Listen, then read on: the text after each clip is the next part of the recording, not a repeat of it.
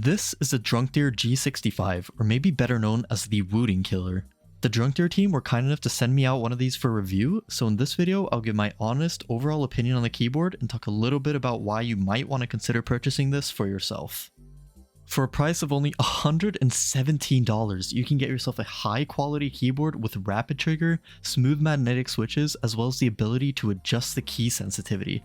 And I must say, when I was using this, it completely surpassed my expectations. So let's start with the pros and cons. Obviously, the first notable advantage you have when buying this keyboard is that it's a lot cheaper compared to other rapid trigger keyboards like the Wooting or the Polar 65. And as I mentioned earlier, the DrunkDeer comes at a price of $117, while the Wooting 60HE and Polar 65 have a hefty price of $195 and $175 respectively. That's a huge difference. DrunkDeer also has plenty of layouts to choose from. I personally received the 65% keyboard, though you can also choose between the 60% and the 75% variants. On top of this, you can also choose your color scheme. DrunkDeer offers black, white, and gray variants of their keyboards, while Wooting only offers one specific color. Lastly, I noticed that the switches are hot swappable and also compatible with various Cherry MX switches, so if you for example prefer red switches over the stock switches, it would be no problem to swap them out. Now onto the cons. I mentioned that the DrunkDeer is a lot cheaper than other keyboards with rapid trigger. There is definitely a reason for this. The low price can be shown through the build quality, and even though this keyboard does everything it should do and functions just as well as other like Wooting keyboards, for example, the keyboard does feel quite cheap in my opinion. It's quite lightweight and the keycaps feel a little bit too plasticky, though this doesn't ruin the way the keyboard performs at all. This is probably the best keyboard you're going to get for this price anyway, and when the goal is to make the keyboard cheap, what can you do?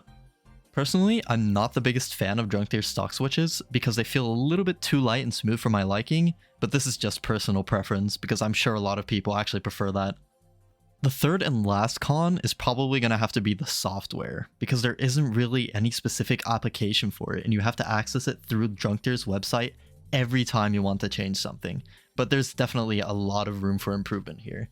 Something I really like about the software though is that the keyboard locally saves your settings. So if you want to play with the keyboard on another PC, you don't need to change anything at all. You can just plug the keyboard in and then play. So this is what the software looks like. It's extremely simplistic, which is great, but it only seems that way if you know how to use it. So this right here is the rapid trigger function. And as you can see, you can set both the sensitivity for the upstroke and the downstroke. I personally don't use this function, but in short, what it is, it's a feature where the actuation point of each key is dynamically adjusted constantly. So what that means in short is that it makes speed a lot easier. Here you can actually set the actuation point for every single key press you do. I personally use 1mm because I just think that feels really nice. Something else I really want to mention is that this keyboard sounds absolutely amazing. So here's a quick sound test.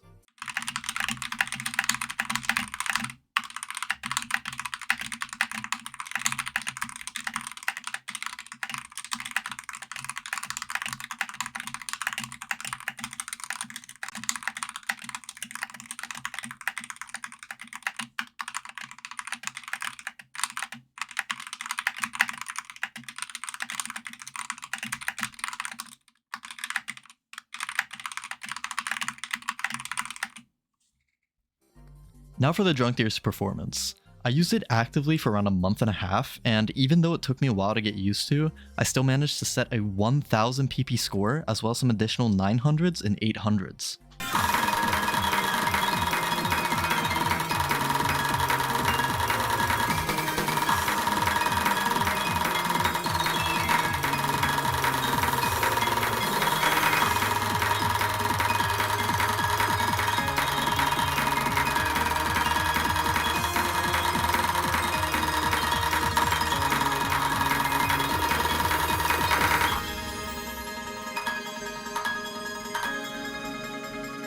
So to conclude, should you buy this keyboard? Right off the bat, I want to say most definitely, because there is nothing that this keyboard can't do that other rapid triggers can. The keyboard sounds amazing and works smoothly for both OSU and personal use. So with that being said, if you're looking for a high performance and cheap keyboard that most certainly gets the job done, I would without a doubt recommend the DrunkDeer.